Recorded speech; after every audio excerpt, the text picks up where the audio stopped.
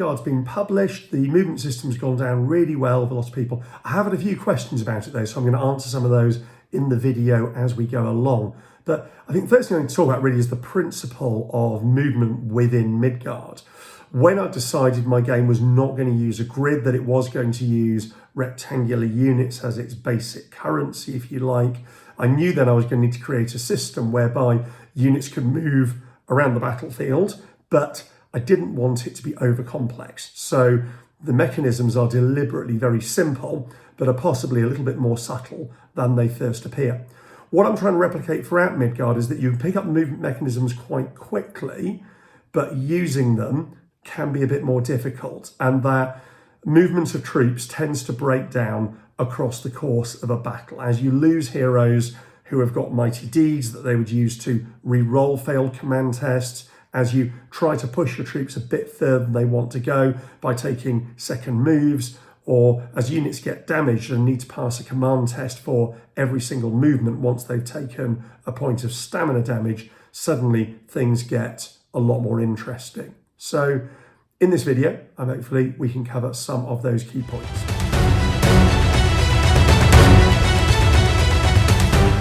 Let's first have a look at warriors, who are your basic troop type in the game. The movement for monstrosities is exactly the same as these, by the way, and heavy riders is similar, and this is all covered on page 31 of the rulebook. So the way these work, these are my 6mm Trojan Wars collection. These are 4 units of Greek spearmen and a level 2 hero Patroclus with his mighty deeds here. Now, the rules are written in such a way that this is 1 spear throw, so 8 centimeters in this case. And if the spear unit wants to go straight forwards, they can do so because they have taken no damage. So they literally moved straight forward like that, one end to the other. If they wish to move again, I have to pass a command test to do so. So rolling on a d6, I have rolled a 1, which is a fail, but because Patroclus is within 2 spear throws distance, the command range for that unit, he can spend his mighty deeds to yell at them and get them to re-roll that. And we have a 6, so they're quite happy, so they're going to go straight on and move again up to the front. Now, one thing that often catches new players to Midgard out is reminding people that you have to complete 1 unit or hero's movement before you start moving another one. And this is different to games like To the Strongest, where you can move and then go back to it and try and move again. The idea being that they've all been given the order to move forwards, but they may move at different rates. This introduces friction very quickly into the game. It also means the hero has to decide whether to expend their mighty deed right then and there, if that unit hasn't gone as far as he wants, or to hold everybody else back. So let's get all the rest of the units moving. So they move 1 spear throw automatically, and again, rolling command test the second one, they've passed it, and move up to there. Now, another key principle is that it is difficult to reposition these troops. In my head, there isn't an exact scale to Midgard, but in my head when I was writing, I was envisaging these units of warriors to be around about 20 to 50 warriors per base. So actually, these have got between 30 and 40 figures, so it's fairly accurate. And I feel that the rectangle is just an abstraction to make the game work. They're not marching around in an exact rank and file formation, but loosely speaking, their best place to fight people is to the front, which is their killing zone. So I'm going to try and move these. So I'm going to do my first move across here. Now, assuming this unit wants to wheel or come out to make a longer line, they need to do a second move for this. And to do so, first they need to pass a command test. So we'll do that now. We have a 4, they've passed it. But if they do anything apart from moving straight ahead, they are going to move half a spear throw, so 4 centimeters in this case. And it doesn't matter how they move as long as no corner of that base moves more than half a spear throw. So they could do a kind of forwards wheel like that if they're trying to fan out. They could also do a directly sideways move like that if they wanted to. They could even do a fancy-dancy backwards wheel, although why you would at that point, I don't know. The key thing is that when they're doing this, they are moving less effectively than the units which have come straight forwards. Anyway, we've passed our command test, so we're going to do a little wheel up to there.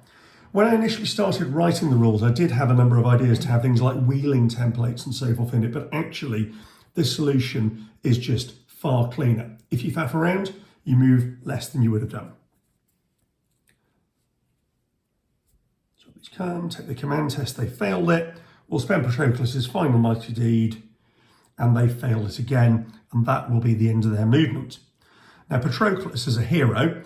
He's riding a chariot, so he can actually move 2 spear throws twice during his movement, and he doesn't need to pass any command tests. So if he really wants to, he could pop from one line to another and out the side.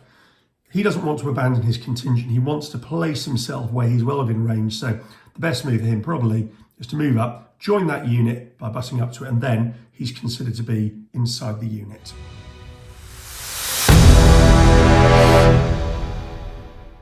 While we're moving warrior units as well, let's just have a quick chat about traits. Now, there's a couple of traits in the rules which can really help you move more swiftly if you want to.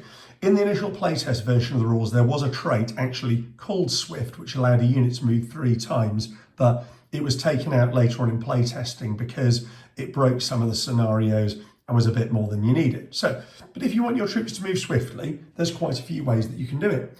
First one I'm going to mention is the With Me trait. That is a hero trait. So assuming Patroclus has got that, at the start of his movement, and this is all his contingent, he can spend his mighty deed, declare he's doing a With Me move, and this is just a once per game only, and then all the units within his command range may pass their command tests automatically for movement. In other words, they'll move once and then move again without having to dice for it. Another really useful one is drilled. I've swapped this front unit out for what the Achilles' Myrmidons unit, which we normally play as drilled in our games. Drilled units can move once and then say they want to start wheeling. They roll 1 less dice than they normally would do for the first movement test in their movement phase. They didn't have to do a command test for that move because they're undamaged, it's automatic. So the second one, they don't roll a dice, they just move automatically. In this case, they're going to wheel, so they can do that. Drill is a little bit of a misnomer, to be honest with you. Once I'd removed the Swift trait, I began to realise that actually drilled is very useful for representing fast-moving, reliable troops. So it's quite handy sometimes for skirmishers and light riders who are quite dogged and get around the field quickly. But those 2 traits are worth bearing in mind. I did have a chat with someone last weekend who thought that drilled was a once per game occurrence. It isn't. It's in your movement phase, the first time that drilled unit has to make a command test, it rolls 1 less dice. So that would mean, for example, if it was a damaged unit, which would have to test, it rolls no dice because it would make 1 less dice.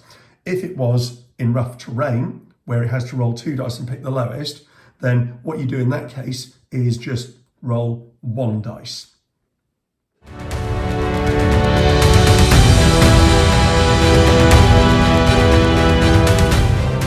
Now let's have a look over at skirmishers and light riders. So here I've got a unit of Trojan archers who are counted as skirmishers, and then here I've got a unit of Trojan chariots which are counted as light riders. Let's talk the archers first. So, unlike the heavier troops, they can move their full distance in any direction, but again, as long as no corner of the base moves further than that distance. So these guys are very nippy and very manoeuvrable. So they can do that, for example, or starting them from there, they can do that.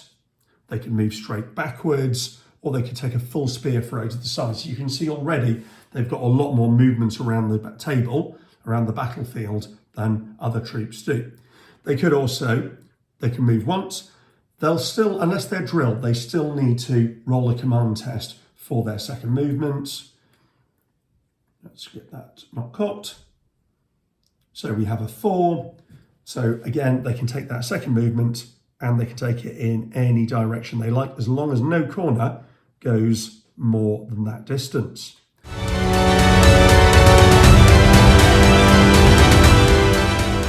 Now let's talk light riders. These Trojan chariots are commanded by Hector here, and these can really get around. These can move 2 spear throws in any direction. So for example, they could do that, taking Hector with them, and could then dice for a second move. So you can imagine they can really get places.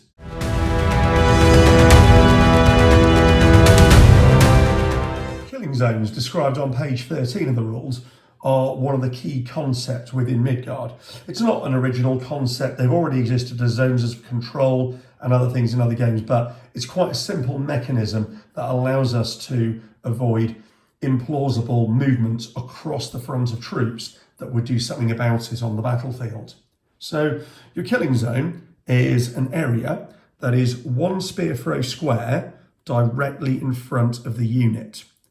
If an enemy unit falls into that killing zone, the only thing it can do is move directly towards the enemy whose killing zone it is in, or directly away from them. Once it's left the killing zone, it can do something else. So, for example, these chariots here are in the killing zone of the Greek spearman unit over that side, the red unit.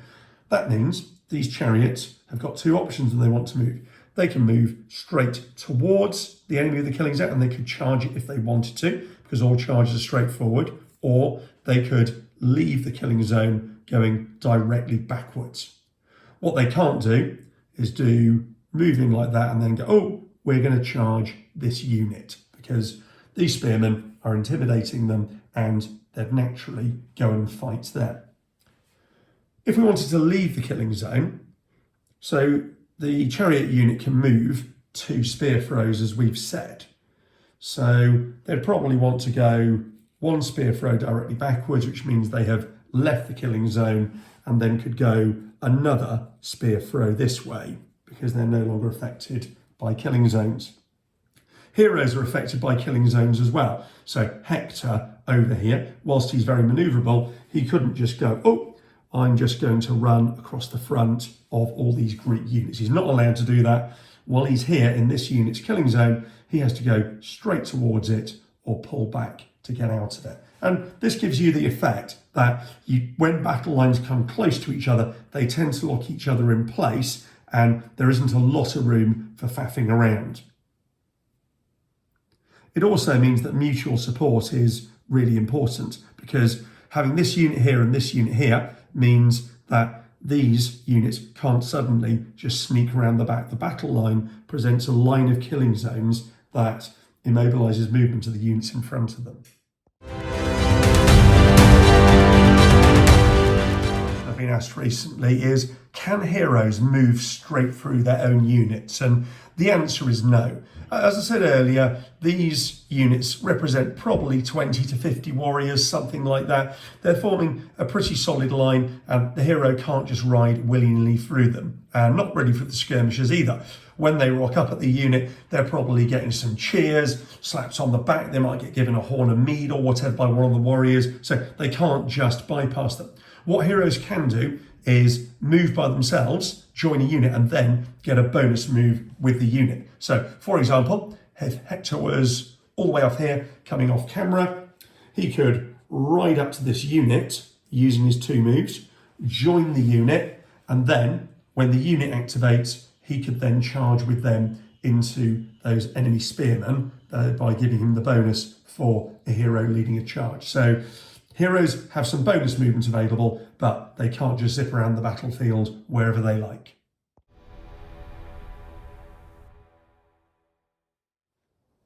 Changing facing is a very specific rule in Midgard, and it turns up on page 33 of the rules. Unlike some other rules, it is quite hard to turn your units around in Midgard and then do something with them. So if you do a changing facing move, it uses up your entire movement actions. Generally, it's only used by spearmen, by warriors, heavy riders, and monstrosities, because unit types like chariots generally have enough movement to get out of a killing zone and be able to maneuver around. But this is how it works. So in this situation, we'll pretend that the Greek flank has completely crumbled and Patroclus's spearmen here find themselves facing chariots to their rear. So they're in a really tricky position here. They could just leave the enemy chariot killing zones by moving that way, but their rear is still exposed towards the enemy. So they decide they're going to make a change facing move. What they're going to need to do here is pass a command test. If they were a drilled unit like the Myrmidons, they would just be able to do that automatically, because remember, drilled units roll one less dice per first movement command test that they take in one of their movement phases.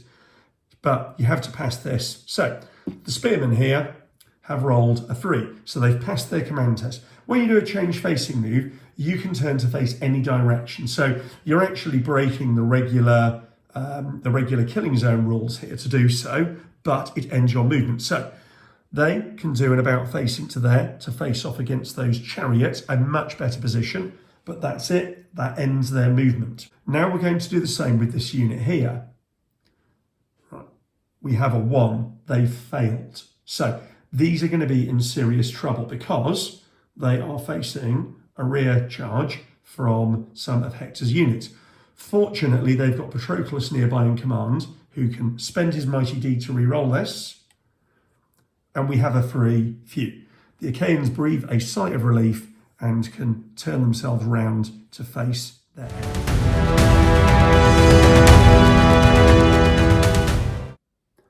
One question I've been asked a bit recently is, can skirmishers and light riders about face? Well, in the rules, there is the changing facing manoeuvre, which is generally only used by warriors, heavy riders and monstrosities because they'll lack the movement. It does take up an entire movement phase to do it, and when they've done it, that's the end of their movement.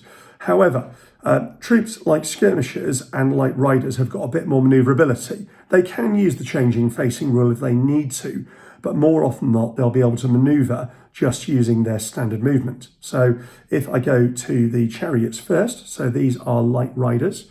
So putting my 2 spear throw move stick there. So that's one movement action for them. That corner can go to there. So what they can do is do that, corner to corner. And then if they can pass their command test to make a second movement action, they could then do that. So effectively, they have turned to face the opposite way. Of course, if you've got an enemy killing zone in your way or whatever, or you're restricted on space, they'll struggle to do that. Likewise, the archers, being skirmishers, with their move of 1 spear thrown in direction, they'll be able to do that for their first movement and then pull off that for their second movement, as long as they can pass the command test.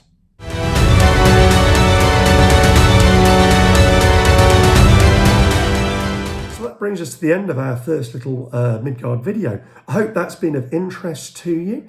If you've got any particular comments or questions, do feel free to pop those into the comments below and I'll respond to those as and when I can.